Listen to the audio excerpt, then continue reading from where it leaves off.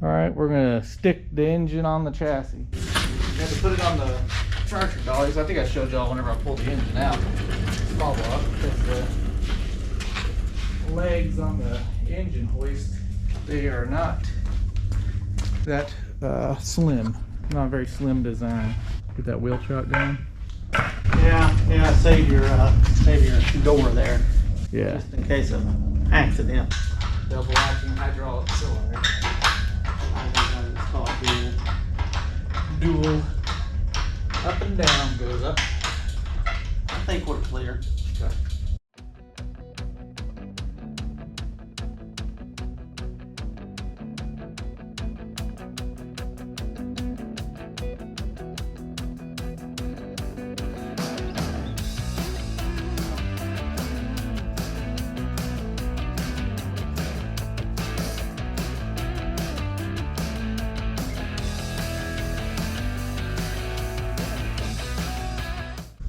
Looks like we're gonna have to mount to it. We can just even if a tiny bolt, like a 1/4 inch, because the holes aren't big enough and always keep this thing from moving. Yeah. I got you. I guess I could have grabbed the right size bolt. I mean, no, it doesn't matter. We can do one because I'm just keeping it from flipping. Oh, okay. All the way, it's gonna sit on the thing. It's just this is gonna keep it from mounting. Yeah, for a tilt or flop Yeah. around. I'm gonna come down with it slowly. I'll try to be slow about it. I'll get my hands clear. So. Push the chassis here. Engine needs to go forward a little bit on this side. There we go. At least it's got those little ears on Alright, it. where are our bolts? The long one? Yeah. The back? I figured that's the way to do it, right? Yeah. Because it can't work, you know, all that horsepower, you don't want it working its way out, you know? What you got? Gears lined up. Yeah, I hadn't settled down into this one. Oh, I did not do that. What? Oh, so the other washer on it. Yeah, at least I noticed it before I got it like all the way in. It's like, through. damn it, now we're fighting. Alright, now let's see about this side. Oh man, this bolt's too long. Oh man, this motherfucker too long too. Is it? Let's add some washers to it and that'll be just fine. Yeah. Good enough. It'll look good from my house. It'll look good from out the other side of the cab too. I had to add a little washers on there. My bolts were too long because these are not the, you know, factory style ones because I use those on the Suburban. Handy dandy transmission jack adapter. Whatever works, right? You have a bolt? Oh, okay. Yeah.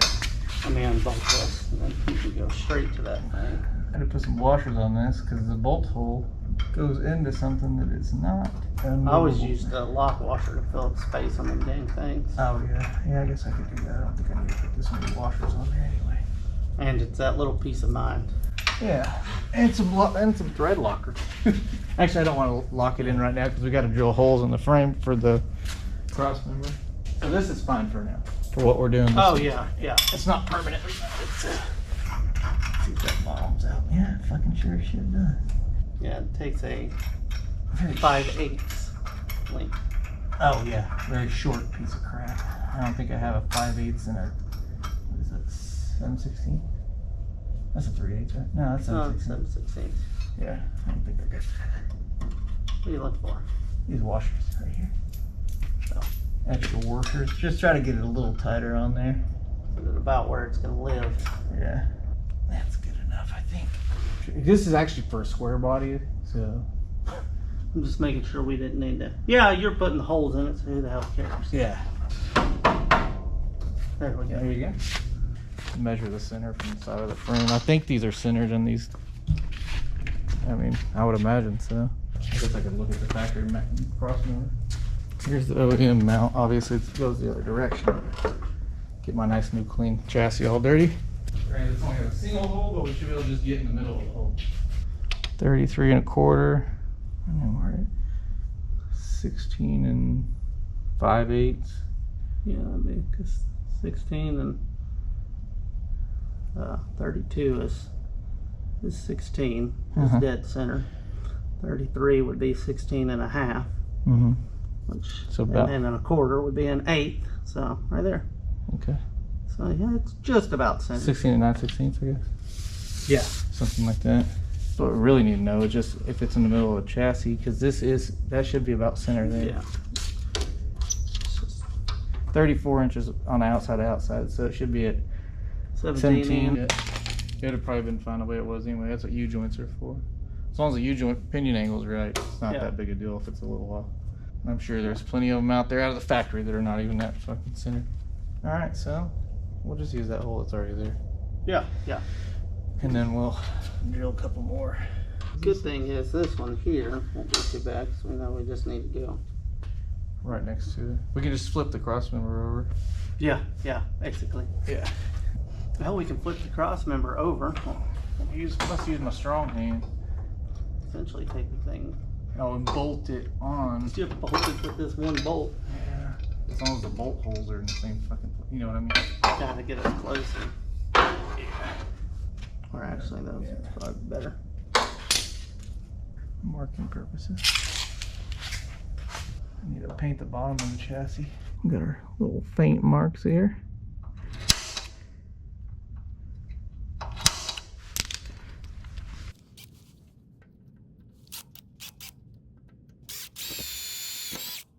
I'd say we're pretty good. That's almost dead in the middle of your mark.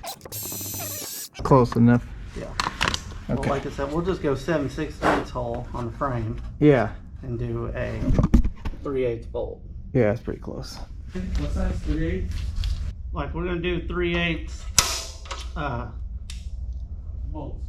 Yeah, but we'll probably need to drill the frame side 7/16 just to give us extra room. Because I think that's what the original holes are probably 3/8. Or we don't even have to go 7/16, just the one size that 13. The one we were using earlier. Yes. 13/32. You ain't gotta get it that tight, brother. Do what? I said when they got the little deals, you ain't gotta get it that tight. Well, you lock it back. That's how you lock it, so it doesn't loosen up as you're going. Jesus, this is your first time to use a drill? No, I just wanted it on the flat spots. Oh, I know. You want me to spray a little curl from the top? Yeah, I don't like that last little bit. We'll get a regular drill bit to do that. Pilot. Let that work. There you go. You feel a little bit. I like to do it. Yeah, it's almost like we know what we're doing. Yeah, we're winging it, that's for sure.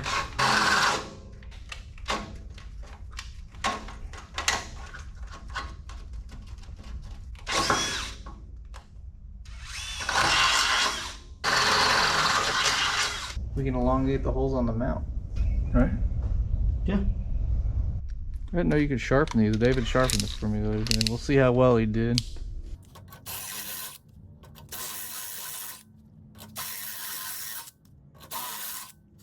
Seems to work. Yeah, stepped it up a size.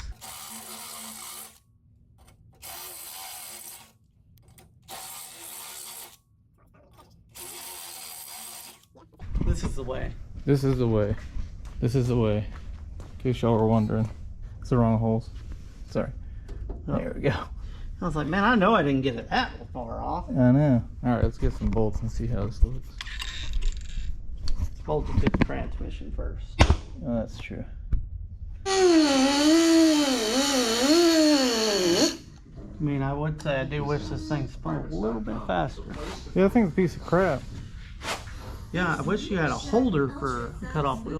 Alright, we had to notch the motor mount clam thing. I don't know what you'd call it. Whatever. We had to notch that because the header was hitting. Well, Dave notched it.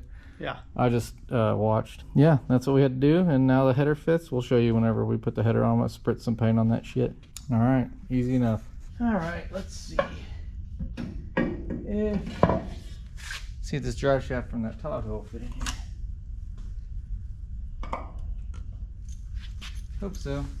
Since I already put the U-joints in there, which I'll show you all what U-joints we had to use. Got ones from O'Reilly's and they were pieces of crap. Someone else had already returned them. bunch of other crap it seemed like. So, ordered some on Amazon, some Moog.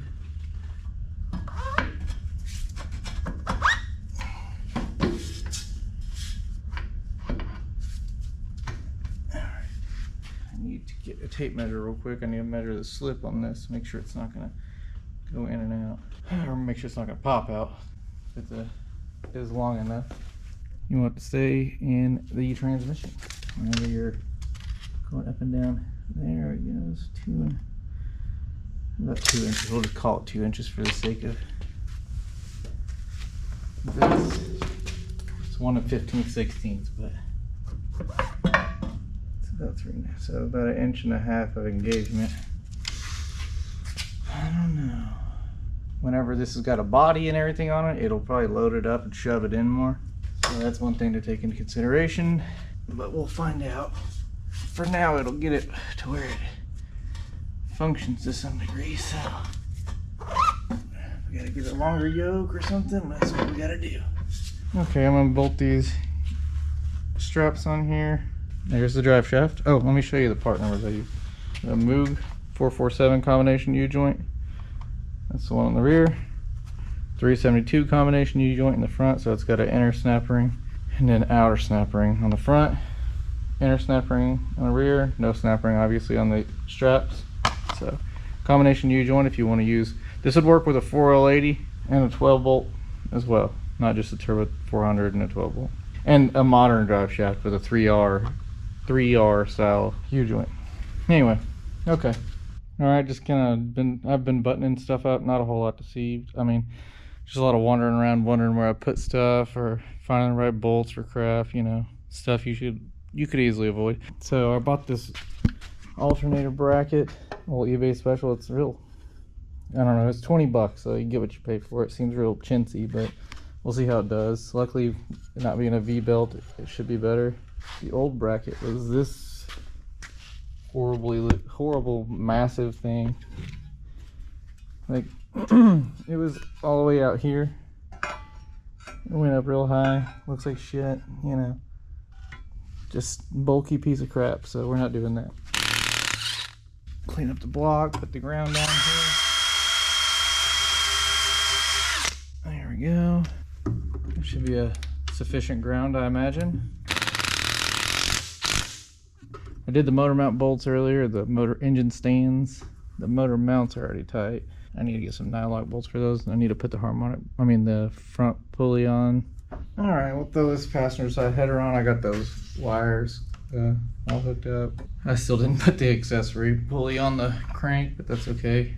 Not that big a deal. These are Patriot headers. This is what a lot of the guys have apparently run on their big block 67 72 Chevys. They should clear the frame and everything, so we'll find out. We will see. I got these ones used on eBay. They were just bare, so I just painted them. I painted them with a Rust-Oleum, the ultra high heat like grill paint. Apparently a lot of hot rodders do that. We'll see how it survives me installing them. I don't know about these gaskets, if they're worth the crap, but we'll use them. It won't be that big a deal if I have to change them out, I feel like. It's not a small block, so it's much easier.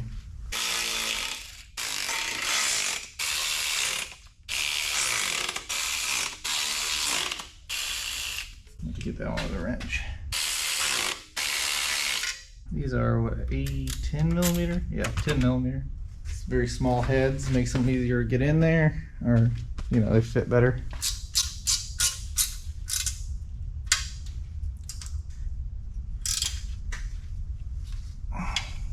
But that paint looks pretty good on there. It'll probably be better once I put a heat cycle on it and it kind of bakes it on. There's probably a torque spec for this too. I'll probably regret not doing it. Probably not. Probably won't regret it. If there was a manifold that looked nicer, I would have ran a manifold. But there's not. Not for a big block. They don't make ram horns for big blocks. It's the only good thing about small block Chevys. Well, that's not, I mean, they're great engines, don't get me wrong. They're just a pain to have headers on. There's that. Let me zip this other one in real quick on the driver's side.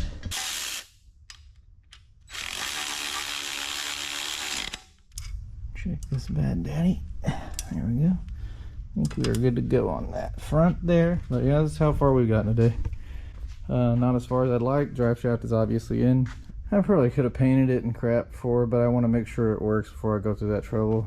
You can always paint it under the truck. I'll put it up on the lift and paint it. But there's the headers. They fit pretty good, I feel like. We had to trim the clamshell thing. Not clamshell, it's just like the bracket on the engine side. Barely cleared it, but it cleared it. So, but they're attached together, so it won't hit it. Anyway, I had to trim that off. It's not that big a deal. It'll be fine. These headers will probably work just fine if you're using the factory like 67 to 71 or the actual 72 big block engine stands and motor mounts. It probably would have cleared just fine, but I got these a lot cheaper. So I figured I'd look at the shift linkage, and well, it doesn't line up right. Like, problem with just, you know, drill new holes and moving this is there is a cab mount right there. So in order to get this in the right position, I'd have to drill a hole through the cab mount. Well, we can't do that. So see right there, the cab mount's just on the other side of that. So that won't work. Will it? I should just spend $30 on a freaking Amazon thing. I don't know. $30 plus $30 plus $30, it's just adding up. So I don't know. Is it worth my time? The 2 or 3 hours it's gonna take? Probably not. So I think that's what I'll do. I'll just get on Amazon and order a universal shift linkage kit. Screw all this shit. It's all wore out and crappy anyway. So alright, on to the next 7 things. Alright, it's time to cut a hole in the cross member for the exhaust to go through.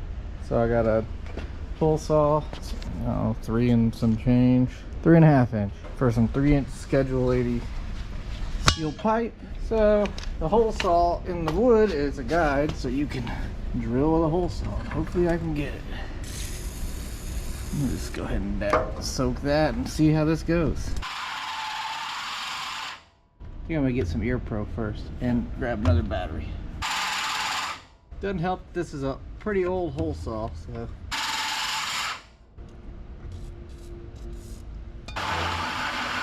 Works better if you slow down the speed too.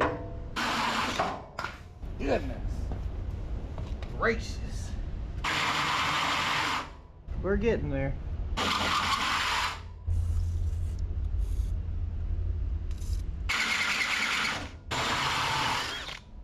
Almost.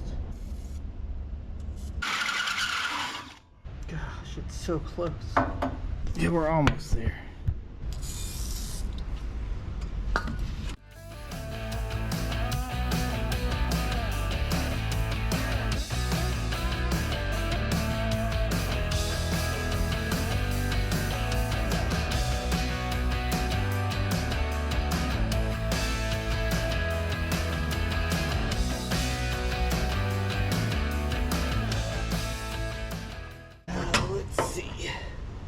Got about this top section to do.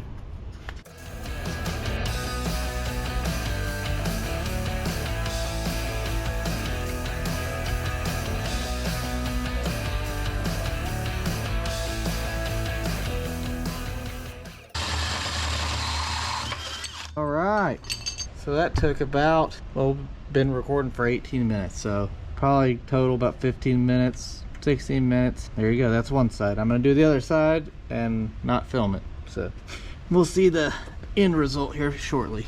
Here's a little trick for your other side. Take your little coupon there. I just kind of got a little rough measurement about how far it was from the control arm bracket, and you can kind of line up your piece a little better, your template there. There you go, so you get a rough idea where it's at to clamp in your other piece of wood, or your piece of wood for your other cutout. All right, I'm gonna burn this one in on the other side, then I'll work on that side. It's kind of, you know, you want to see the finished product, right? I don't think it's necessary to weld both sides of it, so if I do weld the other side, it's gonna be when it's in the air, because it's hard to do it from down there.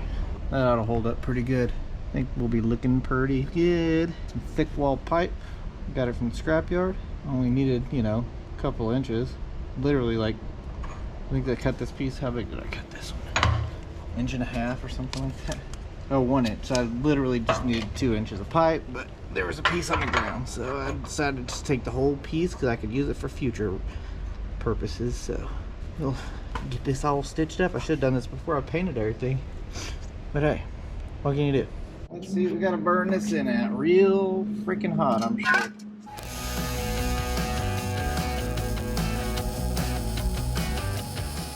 Cranked her up. She goes pretty good.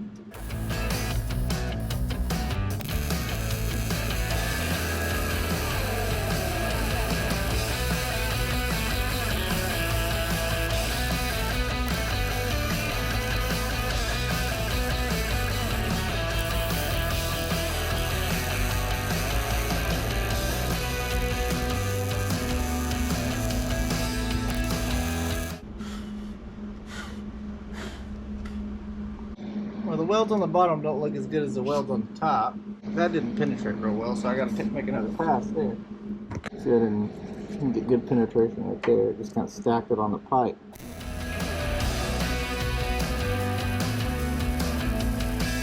Metal's a little dirty there, so that's good. Look at all that shit that's in the fucking weld now. Oh boy, that's aggravating. Nothing like adding more on top.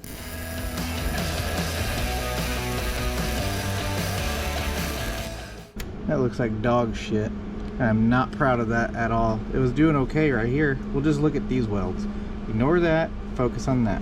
The important thing is that it's gonna serve its purpose of reinforcing that again, which I could have probably got away with just putting a piece of flat, a little plate on there with a hole and then stitch the plate on, but whatever. I'm not too upset. I'm not too thrilled. It looked really good before I did that. Alright, I'll get the flap disc at it though when it cools off, and that'll fix it up good as new. Anyway, I'm gonna buy another hole saw before I start the other side, because I think mine's about smoked. None of the teeth are broken off, but they're getting pretty dull looking. So yeah, I'll get another 3.5 inch hole saw so I can do the other side. Obviously, if you're putting bigger exhaust on there, then you probably want to get a bigger hole saw and a bigger piece of pipe. I'm just running 2.5, so a 3-inch diameter hole will be just fine for 2.5 inch exhaust. Anyway, all right, we'll be back tomorrow. I'm gonna start cleaning up for the day. Just working on this exhaust. This is a pain in the ass. Probably would have been better off buying a kit that was made for the truck already. You know, you saw me cut the holes out, which I should have made them bigger, but whatever. I'll just make sure that the exhaust is mounted really well so it doesn't move around much. So there's that, but I got that side done. You're probably better off just spending your time not doing this and buying a kit made for the vehicle versus buying a bunch of pre-bent stuff. For this truck particularly, it's just a pain. The control arm suspension kind of makes it a pain in the ass. Yeah, I'm just gonna try to button this up so I can get moving on to the next part of the project. Yeah, take it to an exhaust shop or buy a kit for your vehicle. I'm gonna knock this out. Nothing to watch, just a lot of fiddling around, fitting and fiddling and moving and using stuff to hold it in place. Jacks, wire, whatever you gotta do. Temporary exhaust mount. Anyway, you can do it if you want, but I'm not gonna show you how.